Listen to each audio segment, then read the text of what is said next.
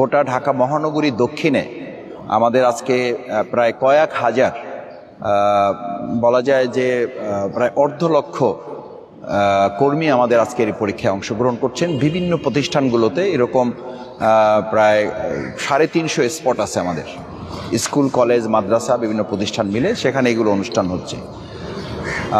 এটা আমরা বিগত 15 বছর এটাও আমরা বিভিন্ন পর্যায়ে এটা করে আসছি।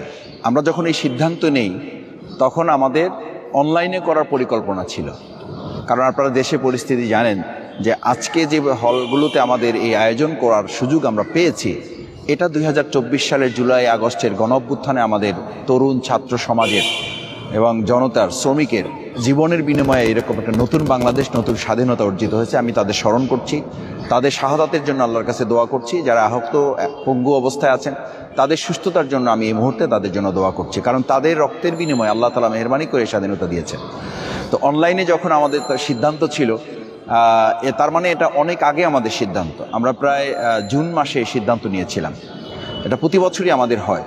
বিগত বছরগুলোতে অত্যন্ত দুর্ভাগ্যজনকভাবে আমাদের এটা অনলাইনের মাধ্যমে এই আয়োজন আমাদেরকে সম্পন্ন করতে হয়েছে। কষ্ট হতো, কিন্তু আমাদের ভাইয়েরা, বোনেরা, এবং আপনারা জানবেন যে আমাদের বোনরাও এই প্রক্রিয়ার সাথে সম্পৃক্ত। বোনদের আলাদা আয়োজনে এটা অনুষ্ঠিত হচ্ছে, এবং একইভাবে বোনরা তাদের যে রোকন প্রার্থী আছে, কর্মী আছে, সহযোগী আছে, দায়িত্বশীলা যারা বোনরা আমাদের দায়িত্ব পালন করেন, তাদেরও এই পরীক্ষার ব্যবস্থা আছে। তো বিগত 15 বছর আমাদের কষ্ট করে হলেও আমরা এটা করেছি। কারণ হচ্ছে আল্লাহ সুবহানাহু ওয়া তাআলা যে মানুষকে এই পৃথিবীতে পাঠিয়েছেন, তাকে প্রথম সালাতের নির্দেশ দেন নাই, প্রথম রোজার নির্দেশ দেন নাই, তাকে প্রথম নির্দেশ দিয়েছেন এ করো। কারণ যে পড়বে, যে জানবে, যে বুঝবে, সে কখনো চাঁদাবাজির অভ্যাসে নিজেকে গড়ে তুলবে না, সে চাঁদাবাজ মুক্ত হবে। যে জানবে, যে বুঝবে, যে কোরআন তেলাওয়াত করবে, ইসলামের বিধানগুলো সে জানবে, প্রকৃত জ্ঞান সে যে অর্জন করবে। রাসূল সাল্লাল্লাহু আলাইহি ওয়াসাল্লাম এই জন্য বলেছেন যে আজকে তো রামদানি আমরা বের হয়ে যেতে দেখেছি। চট্টগ্রামে আমাদের অ্যাডভোকেট সাইফুলকে যারা হত্যা করেছে, তাদের হাতে কি কলম ছিল? তাদের হাতে যদি বই থাকতো, তাদের হাতে যদি কোরআন শরীফ থাকতো, নিশ্চয়ই একজন অ্যাডভোকেটকে এরকম মাথা ফাটিয়ে, মগজ বের করে, জবাই করে তাকে হত্যা করার মতো নৃশংসতা কোনো ধর্মের মানুষ, সামান্য জ্ঞান যার আছে, এটা করতে পারে না। কারণ রাসূল করিম সাল্লাল্লাহু আলাইহি ওয়াসাল্লাম বলেছেন, আল ইলমু সালাহি, আল ইলমু সালাহি, আল ইলমু সালাহি, 3 বার বলেছেন রাসূল সাল্লাল্লাহু আলাইহি ওয়াসাল্লাম। সাহাবাগণ জিজ্ঞেস করেন, রাসূলুল্লাহ আপনি 3 বার বললেন কেন? বলেন এই জন্য যে প্রকৃত মানুষ যারা, ইমানদার যারা, বিশ্বাস করে আল্লাহতে যারা, তাদের অস্ত্র হচ্ছে তরবারি না, তাদের অস্ত্র রামদা না, তাদের অস্ত্র কুঠার না, তাদের অস্ত্র হাতুড়ি না, তাদের অস্ত্র হেলমেট না। তাদের হেলমেট বাহিনী নাম হবে কেন? তাদের হাতুড়ি বাহিনী নাম হবে কেন? তাদের তো নাম হবে কলমধারী বাহিনী, তাদের নাম হবে বইধারী বাহিনী। তারা কলম বইয়ের প্র্যাকটিস করবে।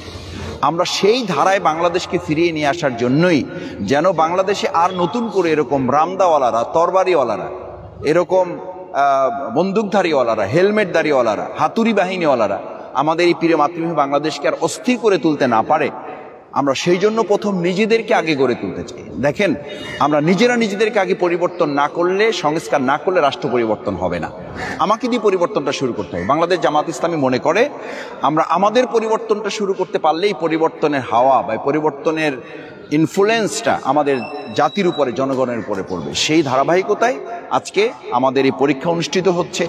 আমরা মনে করি প্রিয় নবী মুহাম্মদ রাসূলুল্লাহ সাল্লাল্লাহু আলাইহি সাল্লামের পূর্ণাঙ্গ জীবনীটা আমাদের গোটা জাতির কাছে এটা এই বর্তমান তত্ত্বাবধায়ক বা ইন্টারিয়াম গভর্নমেন্ট যেটা আছে তারা এটা তুলে ধরবে।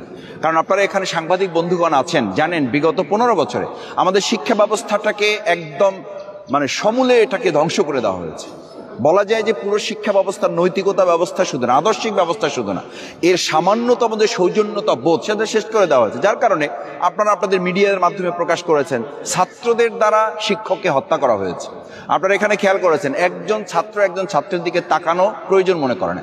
একজন হলে একজন শুধুমাত্র আমরা দিয়েছি, অবজারভার দিয়েছি, একজন পর্যবেক্ষক দিয়েছি। এর চেয়ে বেশি কিছু দরকার হবে না। দরকার হবে না এই জন্য এখানে যারা পরীক্ষা দিতে এসেছেন তারা প্রত্যেকের জবাবদিহিতা সম্পর্কে সচেতন। তিনি এখানে পর্যবেক্ষককে ভয় পান না, তিনি ভয় পান আল্লাহকে। যেহেতু সে আল্লাহকে ভয় পায়, সেহেতু আরেকজনের লেখা দেখে সে নকল করবে, এই চিন্তাই তার মধ্যে আসতে পারে না। এবং আমি নিশ্চিত আমাদের এই কয়েক হাজার বা 1.5 লক্ষ আমাদের ভাই বোনেরা যারা আজকে পরীক্ষা অংশগ্রহণ করছেন, কোনো এক জায়গায় আমাদের কাউকে সাসপেন্ড করতে হবে না, আমাদের কাউকে এক্সপেল করতে হবে না। আর এখন তো আমাদের শুধু ছাত্রকে এক্সপেল করতে হয় না, শিক্ষক এক্সপেলড হয়ে যায়। তার মানে কি, মানে কতটা পচা একটা শিক্ষা ব্যবস্থা আমরা পৌঁছে গিয়েছি। আমাদের এই শিক্ষা ব্যবস্থা আমাদের সরকার চাইলে দেখতে আসুক, দেখুক যে কতটা চমৎকার এবং সুশৃঙ্খল, সুন্দর আমানতদারিতা এবং জবাবদিহিতা, এবং তারা দুনিয়াকে ভয় করে না, তারা আল্লাহকে ভয় করে। আর যে জাতিগোষ্ঠী আল্লাহকে ভয় করে না, তাদেরকে দুনিয়ার কোনো প্রশাসনে পাহারাদারি করে তাকে আপনি রক্ষা করতে পারবেন না।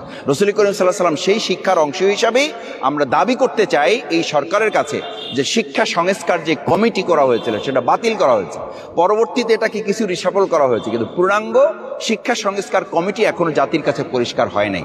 আমি মনে করি শিক্ষা জাতির মেরুদণ্ড শুধু না, রাসূল সাল্লাল্লাহু আলাইহি ওয়াসাল্লাম বলেছেন আল ইলমু সালাহি, এটা জাতির হাতিয়ার, এটা হচ্ছে জাতির তরবারি।